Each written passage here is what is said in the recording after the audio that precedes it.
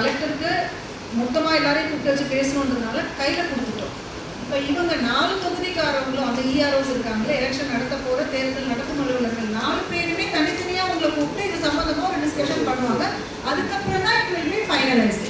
அதனால நீங்கள் கையில் வச்சுக்கோங்க, தயவு செஞ்சு போங்க, நல்லா டிஸ்கஸ் பண்ணிக்கோங்க. அதுக்கப்புறம் உங்களுடைய ரெப்ரசன்டேஷன் எல்லாம் உள்ள வந்திருக்கான்னு செக் பண்ணுங்க. வராததை பற்றி பேசுறதுக்காக அவங்க கூப்பிடும்போது தேர்தல் நடத்தும் அதிகாரிகள் உங்களை கூப்பிட்டு டிஸ்கஸ் பண்ணும்போது சொல்லிட்டீங்கன்னா எதெல்லாம் உள்ள கொண்டு வர முடியும் முடியாது எல்லாமே அவங்களே உங்களுக்கு பேசிடுவாங்க. அதுக்கப்புறம் we can finalize this. அதுதான் பண்ணணும். கண்டிப்பாக இது எஸ்ஐஆர்ல வரும்ன்றது என்னுடைய ஸ்பெஷல் இன்டென்சிவ் லிசனிங் வரும்போது எடுத்திருந்தாலும் டெலிட் ஆகிடும். அதுக்கும் அவங்க மெக்கானிசம் வச்சிருக்காங்க. கோர்ட் ஆஃப் டேஷனும் நடந்துடும்.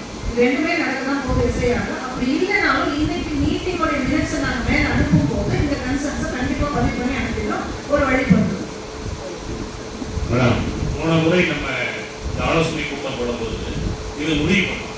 என்னன்னா கோட்டாட்சியரே அதை பொறுப்பேற்று அனலைஸ் பண்ணிட்டு இருக்காங்க.